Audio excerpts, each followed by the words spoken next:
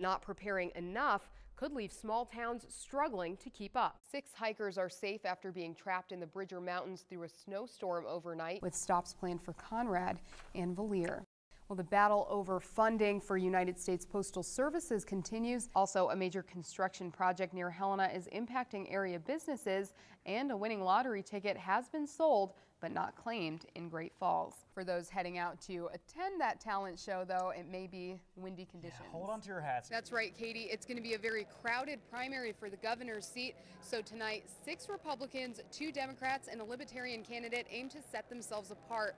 Joining me to talk a little bit about the event is Cascade County Farm Bureau President Jim Pribble. I'm here in New York City nearly a decade after the attacks on the World Trade Center shook the nation. The owner was telling me earlier that they have not had any problems since it started on Friday. Some of the oldest formations in this cave have taken 2 to 3 million years to form. Residents decided to take matters into their own hands, not just by replacing park equipment, but with an even bigger project. I don't want that for my grandbabies, and I want that for my neighbors. Paul Byers moved from California 14 years ago, he says, to get away from a meth problem.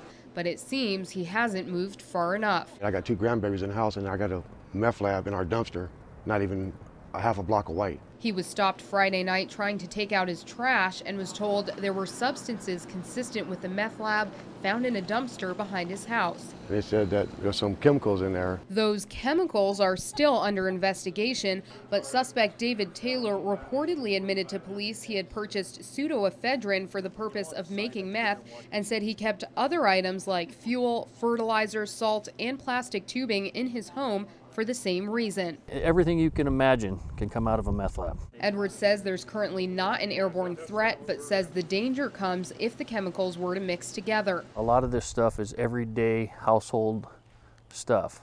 But here's the problem, is when you start mixing these chemicals together, they give off extremely deadly gas, explosive potential, fire hazards. Cascade County Sheriff's deputies, police officers, and the Central Montana Drug Task Force have been working the case since late Friday night, and they still have a long way to go before the area can be completely cleared. We will probably be here until minimum midnight tonight. Sheriff Edwards says a mess like this could cost from $2,000 all the way to $10,000 to clean up.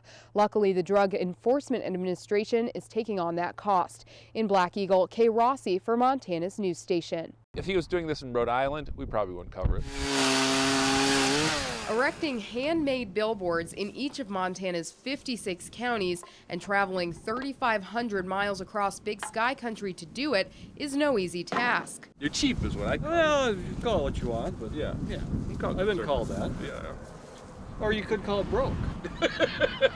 That's what sparked the interest of CBS feature correspondent Steve Hartman. We heard that there was a guy running for governor who was putting billboards up in every county in the state. And this is not a small state. I'm not sure if you're aware of that. It's a very large state. Campaigning in the Treasure State usually means a lot of travel, but Republican Jim O'Hara says what he's doing requires a lot more work. The artwork is between 10 and 20 hours per billboard, depending on the billboard or on the courthouse. Some of them are a little more intricate. And then I had to physically put the poles in the ground. O'Hara says he's thrilled to have his story air nationally and hopes it gets Montana voters interested in his message. I believe what the voters should get out of this is that our courthouses are the foundation of government. They belong to the people. Our government belongs to the people. But whether the extra attention will get him to the governor's seat, He's going to have to prove to people that he's the man for the job. that has yet to be determined. Do you think being on national television will give you any sort of a leg up in the race? It can't hurt. Near Ulm, Kay Rossi for Montana's news station. The big swell in the senior population is expected to happen by the year 2025. At that time, an estimated 1 in 4 Montanans will be over the age of 65. However, the increases are already starting, and they're having a big impact on the healthcare industry. There you go. A pelvic injury 2 months ago forced 91-year-old Kitty Brond off her feet. I fell down like 1 out of 3 adults do every year.